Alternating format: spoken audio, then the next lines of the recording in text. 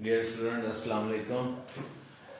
हमारा आज chapter number 9 का लास्ट लेक्चर है और वैसे हमारा लेक्चर नंबर 23 है जो कि हम स्प्रेडशीट सॉफ्टवेयर के मतलब पढ़ रहे थे। तो जो लास्ट लेक्चर है उसमें हमने पढ़ा था what is function, list some important function of Excel के। एक्सेल के अंदर जो बिल्ट इन फंक्शन है, फंक्शन होता क्या है और जो एक्सेल के अंदर बिल्ट इन फंक्शन है वो क्या है, वो कैसे हम यूज करते हैं।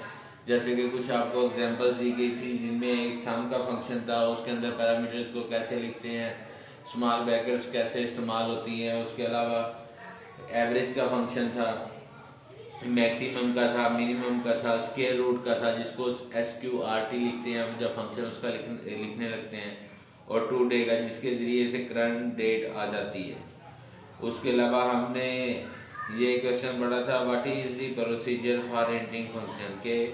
फंक्शंस को एंटर करने के लिए कौन सा प्रोसीजर इस्तेमाल होता है। सबसे पहले हमने पढ़ा था कि इक्वल टू का साइन लगाते हैं, उसके बाद हम फंक्शन नेम लिखते हैं, उसके बाद स्मॉल ब्रैकेट का इस्तेमाल होता है और उसके अंदर हम फिर जो भी सेल्स को हमने ऐड करना हो, सब्ट्रैक्ट करना हो या डिवाइड करना हो, एवरेज लेनी हो या मैक्सिमम, मिनिमम, स्क्वायर रूट कोई भी लेना हो तो उस सेल पे उसका सेल का रेफरेंस देते हैं कि उस सेल का रेफरेंस क्या है। और नेक्स्ट हमने पढ़ा था कि डिफरेंस बिटवीन वर्कशीट और वर्कबुक के। वर्कशीट और वर्कबुक में क्या डिफरेंस है, यानी कि वर्कशीट जो है वो एक्सेल की एक शीट होती है और वर्कबुक जो है वो ग्रुप ऑफ वर्कशीट को हम वर्कबुक कहते हैं। और इसको जब सेव किया जाता है तो इसकी एक्सटेंशन .xls होती है। ठीक है, ये इसकी एक्सटेंशन होती है। एक्सटेंशन के मतलब हम तफसीली प्रीवियस लेक्चर में डिस्कस कर चुके हैं, अगर आप लोगों ने वो पढ़ा होगा तो आपको याद होगा। और वही बात कि आप लोग लेक्चर्स को ध्यान से सुना करें, इन्हें याद किया करें। मेरे लेक्चर्स के दौरान अपनी बुक को ओपन रखा करें और जो कॉलेज की तरफ से आपको टेस्ट दिए जा रहे हैं वो टेस्ट लिख के ये हर मंडे के मंडे कॉलेज में सबमिट करवाया करें। तो आज हम जहाँ से लेक्चर स्टार्ट करने लगे हैं वो पेज नंबर 254 से लेक्चर हमारा स्टार्ट होगा। ये लास्ट लेक्चर है इसका, चैप्टर नंबर 9 का। इसके अलावा जो मैंने क्वेश्चन नहीं करवाए वो इस वजह से नहीं करवाए कि वो आपके स्मार्ट सिलेबस के अंदर नहीं है। चलें जी, अब हम पढ़ना शुरू करते हैं। What is difference between active cell और पैसिव सेल के। वो कह रहे हैं कि एक्टिव और पैसिव सेल में क्या डिफरेंस है। Active cell is the cell in which data is entered और edit at a given time, यानी कि एक्टिव सेल ऐसे सेल को कहते हैं कि जिसमें उसी टाइम डाटा को एंटर कर रहे हों या एडिट कर रहे हों। A cell must be activated before entering data, और ये सेल डाटा को एंटर करने से पहले एक्टिवेट होना चाहिए। When a cell is active the bold rectangle appear around it, यानी कि जिस वक्त आप उस सेल को करेंगे ना एक्टिव तो एक बोल्ड रेक्टेंगल उसके अराउंड बन जाएगी जिससे पता चलेगा कि ये जो सेल है ये एक्टिव है। The data in the active cell can also be insert using formula bar, और इस डाटा को जो एक्टिव सेल है उसमें आप डाटा को इंसर्ट कर सकते हैं फार्मूला बार को यूज करते हुए। A cell that is not currently selected, और जो सेल अभी सिलेक्ट नहीं किया हुआ, ठीक है ना, इस चीज को जरा, एक्टिव सेल वो सेल जिसको सिलेक्ट किया होता है, ठीक है ना, जिसमें आप सिलेक्ट करके डाटा एंटर करने लगते हैं उसे हम एक्टिव सेल कहते हैं। और जिस सेल को हमने अभी तक सिलेक्ट नहीं किया उस सेल को हम पैसिव सेल कहते हैं। The data can not be insert और डिलीट इन पैसिव सेल, और डाटा को ना इंसर्ट किया जा सकता है ना डिलीट किया जा सकता है पैसिव सेल्स के अंदर से। नेक्स्ट आ गया what is difference between word processor and spreadsheet के। वर्ड प्रोसेसर और स्प्रेडशीट में क्या डिफरेंस है। सबसे पहले आते हैं word processor. Word processor provide the facility to create and edit documents, यानी कि वर्ड प्रोसेसर जो है वो एक हमें सहूलत फराहम करता है किसी भी डॉक्यूमेंट को क्रिएट करने की या एडिट करने की। और जो स्प्रेडशीट है वो हमें ये सहूलत फराहम करती है कि हम किसी भी डाटा की कैलकुलेशन कर सकते हैं। ठीक है। नंबर 2 पे है the data in word processor is inserted in documents, जो कि डाटा वर्ड प्रोसेसर में लिखा जाता है, इंसर्ट किया जाता है वर्ड प्रोसेसर में, वो डॉक्यूमेंट्स के अंदर किया जाता है। और स्प्रेडशीट के अंदर जो डाटा इंसर्ट किया जाता है वो वर्कशीट में किया जाता है। और 3 भी है it provides on data validation facility, ये हमें डाटा की it provides no data validation facility, ये हमें डाटा की वैलिडेशन फैसिलिटी प्रोवाइड नहीं करती। ये जो स्प्रेडशीट है ये हमें डाटा की वैलिडेशन फैसिलिटी फराहम करती है। 4 पे it does not provide data analysis facility, और ये डाटा के एनालाइज करने की फैसिलिटी भी हमें फराहम नहीं करती, जबकि स्प्रेडशीट जो है वो डाटा को एनालाइज करने की फैसिलिटी फराहम करती है, जिसमें फिल्टर है, सब टोटल है एंड एडिटिंग है। नंबर 5 पे है it provide small number of pre defined function in manipulate data, इसके अंदर बहुत ही थोड़ी मिकदार में प्री डिफाइंड फंक्शन होते हैं जो डाटा को मैनिपुलेट करते हैं। जबकि स्प्रेडशीट में क्या है कि it provides many pre defined function, इसके अंदर बहुत सारे प्री डिफाइंड फंक्शन होते हैं जो डाटा को मैनिपुलेट करते हैं। 6 पे it does not provide the facility of automatic रिकैलकुलेटिंग data, यानी कि जो आपका वर्ड प्रोसेसर है वो ये फैसिलिटी फराहम नहीं करता कि ऑटोमेटिकली डाटा को रिकैलकुलेट कर दिया जाए, लेकिन जो आपका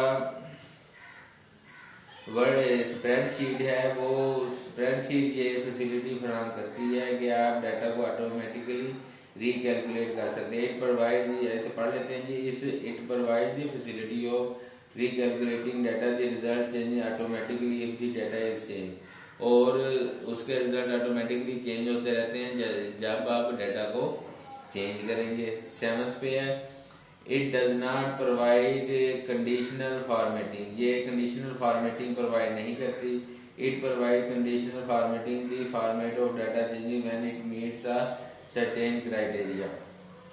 8 पे है it is used to create letters, application, memos and reports etc। Word processor में को हम इसलिए इस्तेमाल करते हैं कि इसमें हम लेटर्स क्रिएट कर सकते हैं, एप्लीकेशन क्रिएट कर सकते हैं, मेमोज क्रिएट कर सकते हैं और रिपोर्ट्स वगैरह क्रिएट कर सकते हैं। और जो स्प्रेडशीट है उसके अंदर it is used to create salary sheet, home budget and balance sheet. Salary sheet, home budget और बैलेंस शीट को हम इसके अंदर क्रिएट कर सकते हैं। नेक्स्ट है what is difference between function and formula, के फंक्शन और फार्मूला में क्या डिफरेंस है। Function is pre defined facility, function के मतलब मैं आपको ऑलरेडी पहले भी बता चुका हूँ कि फंक्शन होते हैं जो कि ऑलरेडी आपको एक बार आपको ये बताया था कि function is a pre defined facility, कि ये फंक्शन जो है ना वो प्री डिफाइंड फैसिलिटी होता है कि इसके अंदर ऑलरेडी पहले ही फंक्शन में बताया होता है कि ये फंक्शन किस काम के लिए इस्तेमाल होगा। और formula is defined by the user, और फार्मूला जो है ये फंक्शन जो है ऑलरेडी पहले से डिफाइन होता है कि ये फंक्शन ये काम करेगा, लेकिन फार्मूला जो है वो यूजर की तरफ से डिफाइन किया जाता है। It is written in pre defined syntax, और इसको प्री डिफाइंड सिंटैक्स में रिटन किया जाता है, लिखा जाता है। और formula it is written by required by user, और जो फार्मूला है उसे जिस तरह की यूजर को रिक्वायरमेंट्स है उसके लिहाज से वो फार्मूला को लिखता है। 3 पे है इट में रिक्वायर पैरामीटर, ये जो फंक्शंस हैं इनको करने के लिए हमको पैरामीटर्स रिक्वायर्ड होते हैं, बल्कि फार्मूला के लिए हमें कोई पैरामीटर्स रिक्वायर्ड नहीं होते।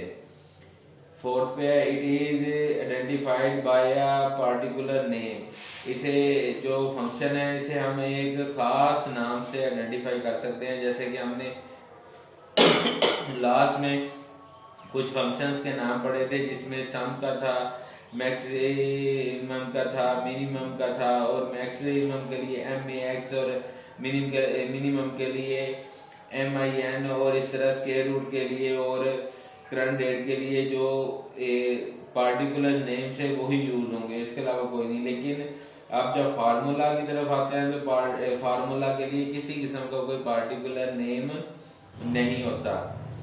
फिफ्थ में है ऑल फंक्शन आर फार्मूलाज, तमाम के तमाम फंक्शन जो होते हैं वो फार्मूलाज होते हैं, और all formulas are not function, और सारे के सारे फंक्शंस जो हैं वो फार्मूलाज नहीं होते। इसे एक मतलब ये यानी कि जितने भी फंक्शंस हैं, ठीक है ना, जो प्री डिफाइंड फंक्शंस हैं वो सारे के सारे फार्मूलाज होते हैं, लेकिन सारे के सारे फार्मूलाज जो हैं वो फंक्शंस नहीं होते हैं। नेक्स्ट आ जाते हैं what is nested function, give example. Nested function की तरफ आ जाते हैं। अ function within a function is called nested function. एक हमने फंक्शन लिखा हुआ है, ठीक है, उस फंक्शन के अंदर फिर एक हम फंक्शन लिख देते हैं, ठीक है ना। उस पहले एक फंक्शन की बॉडी है, उस फंक्शन की बॉडी के अंदर हम फिर एक बॉडी लिख देते हैं, ठीक है ना, कोई और फंक्शन लिख देते हैं, उसे हम कहते हैं नेस्टेड फंक्शन। फॉर एग्जांपल, आप इस तरह अगर एग्जांपल ले लें कि आपके घर में एक कमरा है, ठीक है ना, उसे एक फंक्शन का नाम दे दें, उस कमरे के अंदर आप एक और छोटा सा कमरा साइड पे बना लें, यानी कि उस पूरे कमरे के अंदर साइड पे एक और छोटा सा कमरा बना लें जो कि उस कमरे के अंदर ही हो, ठीक है ना। तो पहला जो कमरा है वो फंक्शन है, और उसके अंदर ये जो दूसरा रूम है ये उसके अंदर फंक्शन है। अब इसे हम कहेंगे नेस्टेड फंक्शन, यानी कि a function within a function is called nested function. For example, if you want to calculate two different bonuses, अगर आप चाहते हैं कि दो मुख्तलिफ बोनसेस को कैलकुलेट करें on the basis of average sale of a person, के पर एक बंदे की कितनी सेल है इसके लिहाज से, you will need to use nested function as allows. अच्छा जी, इसकी आगे एग्जांपल दी हुई है कि इफ एवरेज, ठीक है जी, ये एवरेज का एक फंक्शन लगा हुआ है, अब स्मॉल ब्रैकेट स्टार्ट हुई है, उसके बाद लिखा हुआ है A2, यानी कि रो 2 का कॉलम A और रो 2 का कॉलम B अगर बड़ा है 3000 से और 500 और 100, here average is inner function. If the other outer function is nested function, inner function execute first, then outer function are execute. अब हम नेक्स्ट आते हैं कि what is a chart, how chart is created in Excel, कि chart क्या है और इसे एक्सेल के अंदर किस तरह क्रिएट किया जाता है। Chart is a graphical representation of data entered in a worksheet. अच्छा, चार्ट एक ग्राफिकल रिप्रेजेंटेशन होती है डाटा की, जिसको एक्सेल शीट के अंदर क्रिएट किया जाता है। इसे ये चार्ट मुख्तलिफ किस्म के हो सकते हैं। फॉर एग्जांपल, जो लास्ट टाइम मरदमशुमारी हुई है, ठीक है, उसका मुख्तलिफ प्रेवेंस का चार्ट के प्रीवियस जो मरदमशुमारी हुई थी उसके लिहाज से कितनी कितनी आबादी बढ़ी है, कि सुबह पंजाब में कितनी बढ़ी है, सुबह सिंध में कितनी बढ़ी है, KPK में कितनी बढ़ी है, बलूचिस्तान में कितनी बढ़ी है, गिलगित बल्तिस्तान में कितनी बढ़ी है, तो उसका एक चार्ट बनाया जा सकता है। इसके अलावा इस चीज़ का भी चार्ट बनाया जा सकता है कि हर साल आपके घर का बजट कितना बढ़ रहा है, या हर मंथ आपके घर का बजट कितना बढ़ रहा है, यानी कि जनवरी में कितना घर में खर्चा हुआ था, फरवरी में कितना हुआ था, मार्च में, अप्रैल में, मई में, जून में कितना कितना खर्चा हुआ था, उसका चार्ट बना सकते हैं आप। इसके अलावा सैलरीज का चार्ट बनता है इसके अलावा बहुत से और चार्ट जो आप अपनी मर्जी से यूजर अपनी रिक्वायरमेंट के लिहाज से वो चार्ट्स बनाते हैं। Charts are commonly use to display a large amount of data in a simple manner, यानी कि चार्ट जो ज्यादातर यूज होते हैं इस चीज को लार्ज अमाउंट ऑफ डाटा को ज़ाहिर करने के लिए एक सिंपल तरीके से, कि सिंपल तरीके से चार्ट बना दें। जैसे कि आप आजकल की एग्जाम्पल है कोरोना का हम चार्ट बना लें, ठीक है, कि डे बाय डे का चार्ट कि कल कितने जो पेशेंट थे वो अफेक्टेड हुए, कितने पेशेंट सेहतयाब हुए थे, कितने पेशेंट की डेथ हो गई, ठीक है, और कितने हमने टेस्ट किए, उसका एवरेज, फिर मंथली एवरेज के पिछले मंथ में कितने पेशेंट अफेक्टेड हुए थे, कितने पेशेंट की डेथ हो गई, कितने पेशेंट सेहतयाब हुए थे, उसके लिहाज से इस मंथ में कितनी प्रोग्रेस रही है, कितने लोग कम आए हैं या कितने लोग ज्यादा हुए हैं, या कितने लोगों की कम डेथ हुई है या कितने लोगों की ज्यादा डेथ हुई है, ये एक ग्राफ बनाया जा सकता है। Excel provides the facility to create different types of chart. Excel जो है वो इस चीज की फैसिलिटी आप लोगों को प्रोवाइड करता है कि आप डिफरेंट टाइप्स के चार्ट्स बना सकते हैं। Different types of chart can be use for different purpose, और मुख्तलिफ किस्म के जो चार्ट्स हैं वो मुख्तलिफ पर्पज के लिए इस्तेमाल होते हैं।